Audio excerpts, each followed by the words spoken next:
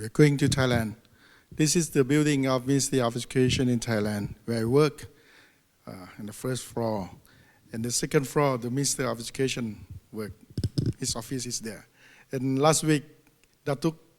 Habiba visited the Minister of Education on the first floor.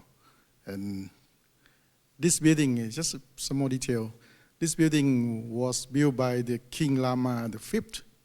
He prepared to build this for the King Lama VI for his palace before he came back to Thailand from England that time. But when he went back to Thailand, he stayed in another palace, but still sometime he worked in this building. We launched the Ministry of Education for more than 131 years ago until now. Okay. And this is the youth and students from many countries. I think at that time they joined the meeting, and the fourth meeting, Asia Pacific Youth. At that time, the first time and second time was held in the Philippines, and the third and fourth in Thailand. It means that that we provide them with opportunities and involvement in learning in various aspects in society, outside classroom, and work together. And Thailand has a significant youth population. About 30% of young people aged 15 to 24 of the country population. They face various opportunities and challenges in different aspects of their life. And as we know that education plays a crucial role in the life of Thai youth, the government has made effort to improve access to education, enhance the quality of education across the country. And this is the new Minister of Thailand.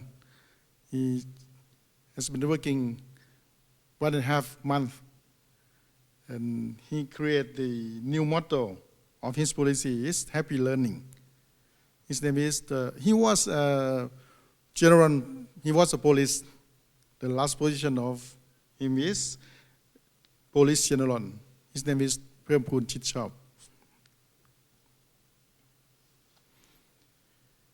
His policies, we focus on easing the teachers and educational personnel burden in 4 areas, which are: number 1, to adjust the performance appraisal system for teachers by reducing process and documentations and focusing on student achievement. We can see that picture on the left hand. Normally, teachers have to work hard, not only for teaching, but have to prepare paper-based, different from Malaysia. Dr. Faisal showed the technology for a teacher. And we also have platform as well. But now, the minister said that teachers don't have to work hard on paper. You have to spend time for students. And if you want to get promoted,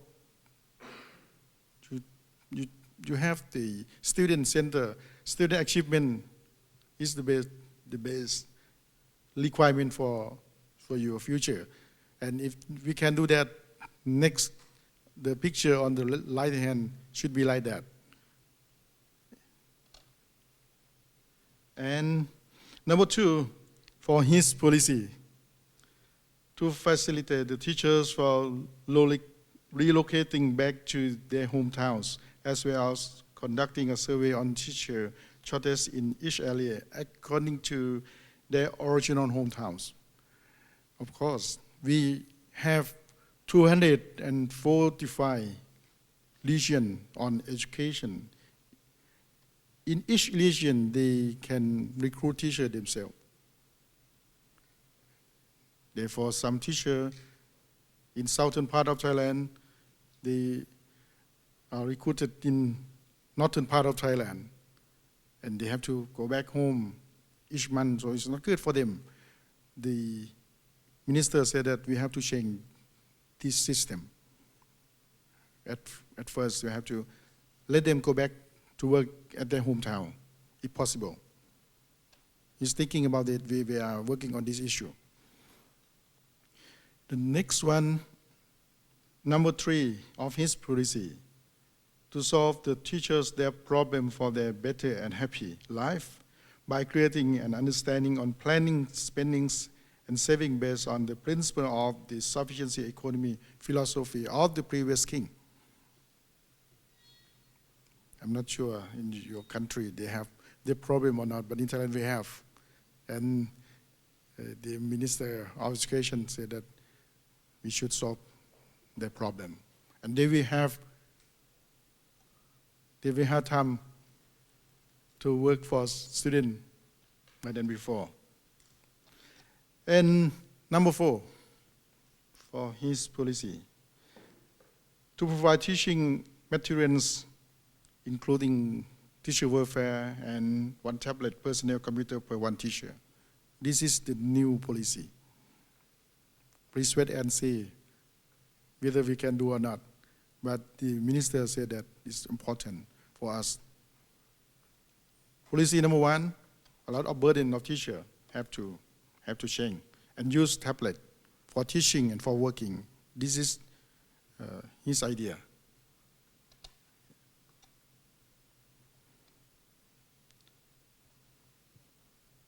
And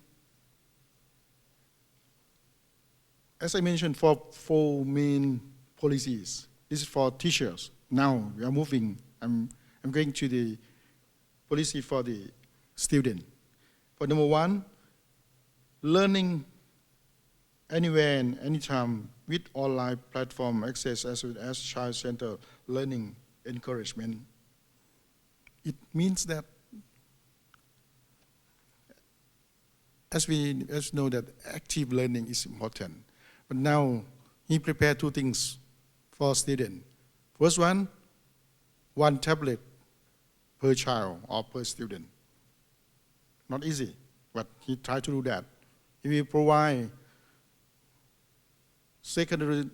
upper secondary school students first, maybe next year or next fiscal year. Each student should have tablet. And of course, tablet isn't enough. We have to provide them the internet system, maybe for every school nationwide, or maybe we can contact to the company for cheaper internet system for students. That it means that they can study anywhere, anytime. This is the important policy. And number 2 is establishing the 1 district, 1 quality school, at least 1 model quality school in each district or educational service area. As I mentioned that, we have 245 educational service area. The policy, the minister said that at least 1 1 district, we're going to have 1 quality school, like a model school. And after that, we can have 1 more, 2 more, 3 more. Of course, next year we're going to have 245 quality school in his policy. Number 3, establishing the student guidance and life goal system that responds to learner interests and needs. Guidance teacher, every school. And number 4, developing the educational assessment system. Okay, this is important. Assessment system. I think in the morning I learned from Lao pictures. Assessment system. It's not for all students, but for each student. We have to have prepare different tests or examination, something like that, for individual and different students as well. And number 5, developing the educational level comparison and evaluation system, which allow the high ability learners to pursue higher education faster. This is not for general students, but for high performance students, they can skip the class faster if they can pass the test. And the last one, number 6, for students, let students earn some income while studying and securing the appropriate jobs after graduation. It's like vocational education. You have to support more money and more investment, not only from government side, but private side have to work together as well in this issue. It means that for teachers, he has 4 policies and 6 issues for students in total. And next one, actually we work under the 20 years National Strategy Plan. I think we start 7 years ago. We have 13 years to check that we can reach the goal or not. Number 1, to create the national security. Number 2, to enhance the capacities for economic development. Number 3, to promote human capital development. Number 4, to provide more opportunities for students across. And number 5, to improve the quality of life. And number 6, to reform the government administration. This is 20-year national strategy that we have to follow this national strategy. We are upgrading its approach to education, ensuring learners will acquire skills to meet the demands of a competitive labor force. Thailand's education ministry is looking to build the capacity of teachers and learners in primary, secondary, and vocational school to develop specialized skills for various career paths. Like your country, many countries, we talk about reskill and upskill for them. For the education and employability, to address youth unemployment and the Thai government has launched several initiatives to improve job prospects for young people. This program includes vocational training, entrepreneurship support, and job placement services. We will always encourage the public and the private sector to join force in creating an education system consisting of global trends as well as to enable the linkage of education and employability. For the education initiatives, the Ministry of Education has implemented various educational programs to enhance access to quality education for young people. These initiatives focus on improving infrastructure, curriculum development, teacher training, and scholarships to support youth in their education journey.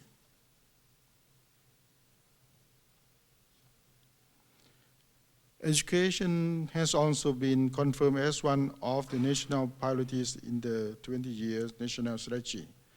As one of the key factors in developing our citizens to ensure that they are provided with the essential tools to help the nation achieve the sustainable development goals and unlock the ability to develop and support various sectors in the future. The promotion of global citizenship and teaching of the 21st century skills are given to the students to help building the knowledge and confidence to the employable nationally and internationally. Additionally, the Ministry of Education recognized the importance of youth voice. We provide opportunities to listen to students and young people's opinion, both on education and various situations in our society nowadays. As I mentioned that we allow 18 years old students to vote for the member of parliament. And we also allow them to join or to involve the social and political issue, and also in school. they have a chance to share or to decide in school committee. Now they allow them to do that. They have student council.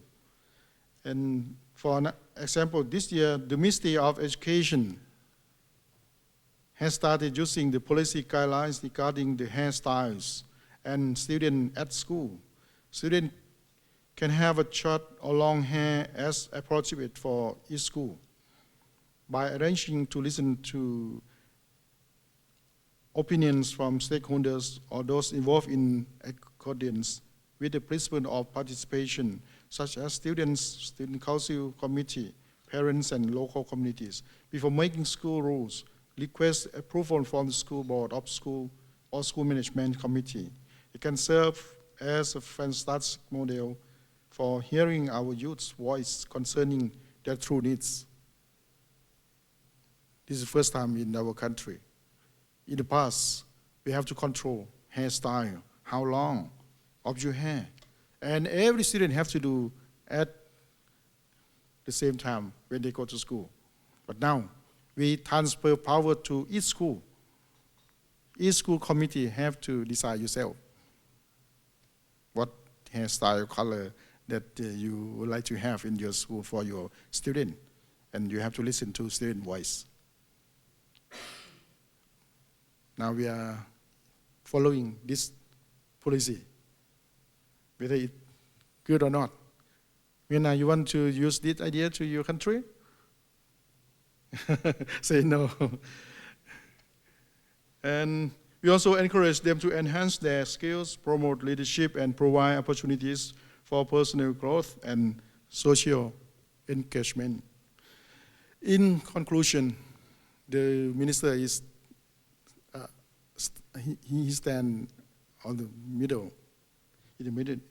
This symbolizes Thailand's commitment to enhancing education within for youth and people in our country, while also promoting regional cooperation according to the Minister of Education another motto: join hands and walk together. This is his idea. The first one, happy learning, and the second one of his motto, join hands and walk together. It means join hand with the teacher, principal, supervisor, and central office, or including the public and private sector. We have to work together for our country, something like that. And thank you for your kind attention. Thank you very much.